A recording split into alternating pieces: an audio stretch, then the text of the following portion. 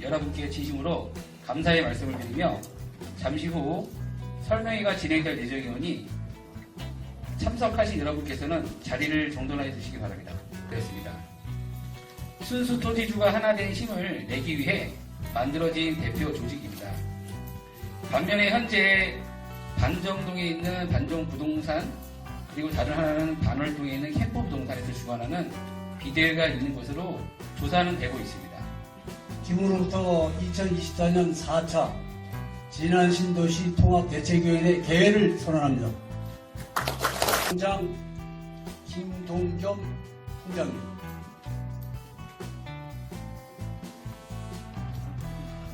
투쟁을 계속 해왔습니다.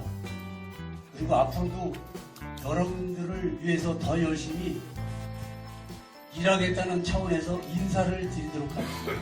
모두 인사. 다시 한번 말씀을 드리고 운영진 협의해서 지정을 하도록 하겠습니다. 네, 다시 말씀드립니다. 평가 방법에 관하여 설명하는 자리를 만들었습니다. 금일 자리를 위해서 마이크를 잡아주시는 분은 중앙감정평가법인 경기지사에 계신 이기흥 감정평가사이십니다. 자리에 모시겠습니다. 예. 큰 박수 부탁드리겠습니다.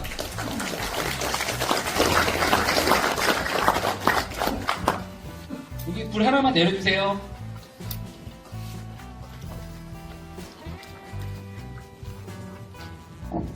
반갑습니다. 인사드리겠습니다. 저는 중앙감정평가법인 경기지사에 소속되어 있는 이기흥 평가사고요. 오늘 옆에서 같이 도와줄 우리 한세준 평가사, 또 김대현 평가사가 같이 자리하고 있습니다. 인사드리겠습니다. 저는 반갑다고 말씀을 드렸습니다만 사실 이 자리에 오시기까지는 염려와 걱정으로 발걸음을 가지고 오셨다 이렇게 생각이 듭니다. 관계인이 좀 많아서 서로 단합이 더 필요한데 제가 와서 보니까 이병구 위원장님을 비롯해서 모두가 다 일심동체해서 대책위 연합대책위원회를 잘 이끌고 계시다 생각이 듭니다. 오늘 제가 여러분께 미리 배포해드린 자료는 사실 이론에 많이 근거가 되어 있습니다. 또 사업시행자 측에서 평가하는 평가사는 사업시행자 측에서 바라보는 평가가 있고요. 또 중간 입장에서 경영에 있어서 평가사가 할 수 있는 재행행위는 과연 어느 곳에 숨어 있는지 오늘 그 부분에 대해서 말씀을 좀 드리고요.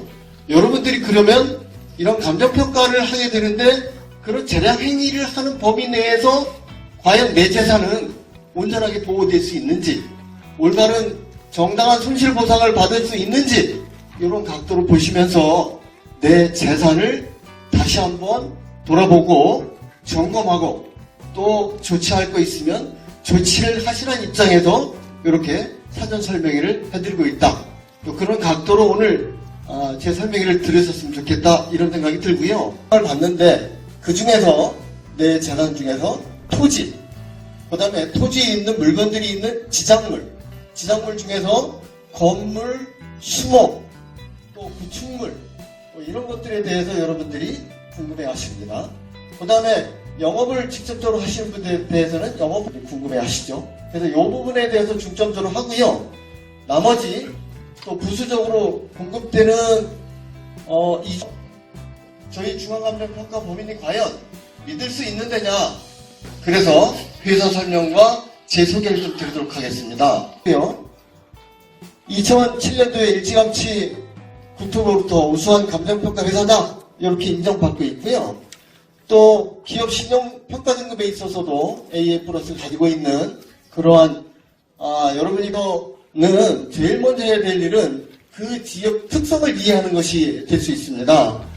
이 화성 진안 공공주택 지구는 면적이 약 137만 평 되고요. 세대수로는 한 7만 2천, 인구수로는 한 7만 2천 명 정도 됩니다. 지금까지 진행해 온 것으로는 지구 지정을 위한 공람 공고일은 2021년도에 있었고요. 얼마 전 2월 달에 지구 지정이 있었습니다. 그리고 민간공 협의체가 정도 진행된다 이렇게 말씀드리겠습니다. 이 지역은 사실 토시죠. 사통 발달에 교통이 아주 잘 돼 있는, 바로 인접해서 전철역이 2개나 있고 국도가 바로 접하는, 사실 이러한 그 위치는 찾기 쉽지 않은데 사실 이렇게 훌륭한 자리에 있습니다. 공공개발이 하게 된다면 민간개발을 하더라도 누구나 탐내는 그러한 좋은 조건에 위치에 있다 이렇게 말씀드리겠습니다. 여러분들 제가 말씀드리는 것은 이렇게 책에 다 있는데 이 정도로 인접해서 모든 유휴지 없이 빡빡하게 다 개발 진행되고 있거나 개발 예정이다. 그런 면에 있어서 한번 표시를 해드렸습니다. 라는 것은 사업 시행자가 보상한다는 뜻이고요. 조금 전에 지난주에 대한 손실보상 일정은 말씀드렸고, 여러분들이 보시기에 지금 보상의 종류가 가장 궁금한데, 보상은 2가지로 나눌 수 있습니다. 현금으로 지급되는 보상, 현금 이외의 보상이 있는데, 현금 보상은 감정평가사가 직접 평가한 걸로 지급되는 보상이 있고요. 일반적으로 사업 시행자가 규정에 의거해서 선정해서 지급하는 현금이 있습니다. 그리고 이런 현금 보상 외에 사업 시행자가 결정해서 여러분들한테 복지 차원으로 나눠준다고 하는 이자 택지, 협의한 노인 택지, 생활대책용지, 대토 보상이 있습니다. 먼저 현금 보상에 대해서 먼저 설명하고요. 나머지는 이 현금 보상 이외의 것들은 과연 나한테 어느 정도 이익이 있는지 그런 순서로 말씀드리도록 하겠습니다. 다음. 손실보상의 절차는 여러분들 이미 잘 아시고요. 책자에 있는 것으로 대신하겠습니다. 다음. 토지를 나한테 돈을 준다는데 과연 어떤 기준으로 어떻게 주느냐? 이게 제일 궁금하신 거죠. 문제는 여러분들 말씀 많이 들었지만 공시지가로 주는 거냐? 아니면 내가 아는 시세랑 좀 다른 것 같은데 그럼 시세로 주는 거냐? 이런 의문점들이 있어요.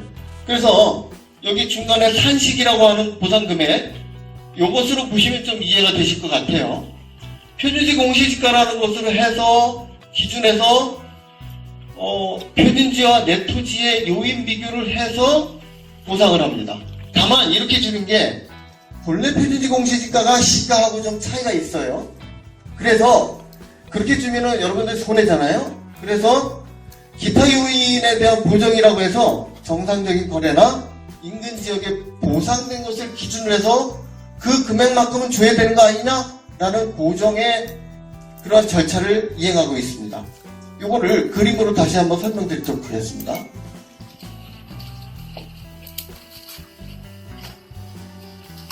보면서 주변에 있는 시가와 비슷하게 또는 동일하게 하고 있습니다. 다만 어떻게 주든지 간에 본래 표준지 공시지가를 표준지 공시지가를 기준으로 해서 산정하기 시작합니다. 근데 표준지 공시지가는 1월 1일부예요. 내 땅이 1월 1일부에 표준지 공시지가가 1월 1일부에 100만원이다. 이렇게 계산되어 있는데 실질 평가는 내년도 5월에 예정돼 있다. 그러면 1월 1일부터 5월달까지 갭이 생기지 않습니까? 근데 그때 가격이 올라갈 수 있어요. 근데 그런 것까지 반영을 해줘야 되는 거죠. 그러니까 그런 것들은 집값연동률이라고 해서 국토부에서 공시를 하고 있어요. 그러니까 그거 기준에 의해서 기준으로 적용해서 딱 산정을 되는 거예요. 여기까지는 감정평가에서 손을 못 댑니다. 다만 그 이후에 표준지 공시지가라고 하는 것과 내 땅을 비교를 해야 돼요. 그래서 공시지가는 길이 없는데 내 땅은 길이 있다. 그러면 제 땅이 더 좋은 거잖아요. 그럼 그 좋은 만큼 더 받아야 되는데 그걸 누가 해주느냐? 감정평가사가 조정을 합니다. 그래서 그 제 가격 요인을 비교를 하는 것부터 감정평가사의 역할이 들어갑니다. 그래서 이게 맹치지만 내 땅, 여러분들 땅이 더 좋다. 이런 개별 요인 비교, 요인 비교를 한 다음에 또 이렇게 보더라도 실제 시세하고 보면 차이가 많이 나요. 이 차이에 대한 보정을 감정평가사가 왜 차이가 나는지, 시세는 정말 얼마 가는지를 먼저 조사한 다음에 그 가격만큼 보정을 하는 거예요. 그런데 한없이 보정은 안 되고 자료가 있어야 돼요. 그래서 여기 여러분들과 감정평가사가 함께 고민하면서 실제 사례도 찾고 또 사례를 찾았더니 너무 낮더라. 그럼 왜 낮은지 이유를 소명해서 그 낮은 자료를 쓰지 말아야 돼요. 여러분들한테 유리한 아주 객관적이고 좀 더 우세한 그런 자료를 찾는데 감정평가사가 필요한 겁니다. 자, 그러면 토지평가를 할 때 평가를 주민들이 왜 추천해야 되느냐? 평가자의 자료 행위, 감정평가 판단 중요한 부분이 실질적인 기준에 의해서 평가하는 것 이외에 감정평가사가 해야 된다. 누구에 의해서? 주민추천평가사는 주민추천의 평가를 받은 만큼 주민들 입장에서 미리미리 자료 검색하고 여러분들 위해서 준비를 해야 되고 그 준비된 과정이 가격으로 나타난다. 그럼 그 보상 가액이 실제 시세하고 같거나 우세하도록 노력해야 된다. 그럼 여러분들이 감정평가 선정을 잘해야 된다. 이 지역을 잘 모르고 또 실질적으로 업무는 맡았지만 진실하거나 성심성의껏 못하거나 게으르면 안 되는 거죠. 그런 점에 있어서 평가사를 잘 보시고 선정을 해야 된다. 일단 이렇게 말씀드리겠습니다. 가수로 받느냐? 이런 문제가 있고요. 또 거꾸로 내가 전으로 쓰고 있는데 한참 방치돼갖고 임야처럼 돼 있어요. 그럼 뭘로 받느냐? 일반적으로 기준은 실제적인 이용 상황으로 줍니다. 실제로 이용 상황들을 줍니다. 그러나 이게 일시적이냐 아니냐 하는 것은 사업 주체가 판단하기도 하지만 감정평가사도 같이 판단을 합니다.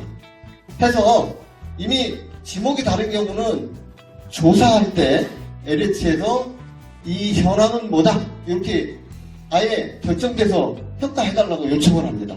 그럼 평가사가 무조건 내가 보기에는 지금 전으로 쓰고 있지만 지목이 되질 않아. 내가 그동안 주택을 25년 써왔다. 근데 법적으로 주택 같은 경우 대부분 50년 동안 쓸 수 있다. 이렇게 물리적 계산을 해요. 그러면 50년 동안 사용 가능한데 25년 썼으니까 25년이 남은 거예요. 그러면 실제 지금 지을 수 있는 가격 곱하기 50분의 25, 2분의 1이 되겠죠. 평당 지금 주택을 짓는데 600만 원이 든다. 딸기를 했던 이런 부분에 있어서 기본적인 것 이외에 더한 것들은 되는 경우가 있고 안 되는 경우가 있어요. 다만 여러분들이 기본적으로 나무가 있는데 나무는 한 두 가지로 구분됩니다. 하나는 잘 내가 직접 심어서 관리한 수목 관상수라는 게 있고요. 또 하나는 이런 우리가 아는 저쪽 산에 자연적으로 난 자연림이라는 게 있어요. 자연림은 별도 보상을 하지 않고요. 그냥 토지에 포함된 걸로 본다. 그거는 가격이 결정되어야 되고요. 집안에 잘 자꾸 향나무나 단풍나무는 가끔만큼의 가격으로 인정해서 받으셔야 되는 거예요. 근데 어떻게 평가하느냐? 그거는 사실 그 나무를 다른 곳으로 이전할 수 있을 때는 이전 비용이 생기고 거기서 바로 매매가 가능하다 그러면 매매가 가능한 둘 중에서 낮은 가격으로 보상을 하도록 되어 있어요. 왜 낮은 가격이냐? 손실에 있어서의 최저치는 낮은 것으로 주도록 되어 있기 때문에 그렇습니다. 그래서 어떤 게 더 손해냐? 손해가 있다 없다가 아니라 사실관계가 그렇다 하는 말씀 좀 드리고요. 이 수목도 될 수 있으면 조영수답게 내가 관리를 많이 했다 하는 선택가 좀 들어있으면 더 좋겠다. 그럴수록 가치가 더 있다. 이런 말씀을 함께 드리고요. 과수목 같은 경우는 무조건 관상수는 오래될수록 가격이 많이 나가는 게 맞아요. 여러분도 손때가 많이 묻었습니까? 그런데 과수목은 실질적으로 이게 수익을 발생시키는 나무거든요. 이 수익은 나무가 건강할 때 제일 많이 열려요. 대부분 배나무든지 복숭아나무는 10년에서 12년, 10년에서 12년 사이에 이 수확이 제일 좋아요. 그런 나무들이 가격이 제일 좋습니다. 밤나무 같은 경우에는 나이 많이 먹을수록 많이 열리긴 하지만 씨알의 맛이라든지 좀 크게 달라질 수 있어요. 많이 열리긴 하지만. 지금 용지도 또 마찬가지예요. 여러분들 생활주택 용지 같은 경우 2주택처럼 개별적으로 제공되지만 생활대책명제는 여러분 사과딱지 얘기 들으셨을 거예요. 그 부분을 말씀드리는데 혼자는 안 돼요. 이거는 여러분들이 조합을 결성해서 필요했습니다. 자, 감정평가를 제가 설명하면서 지금까지 봐온 결과로는 감정평가는 감정평가사에게 자문받으시고요. 세무는 세무사님한테 받으시는 게 맞습니다. 그리고 모든 권리관계에 있어서 총괄적인 행정 부분에 대해서는 변호사님에게 자문받으시는 게 맞습니다. 네, 지금까지 말씀드리셔서 고맙고요. 감사드립니다. 예. 네, 지금까지 그 중앙감정평가법인의 이기흥 감정평가사님이었습니다. 큰 박수 부탁드리겠습니다.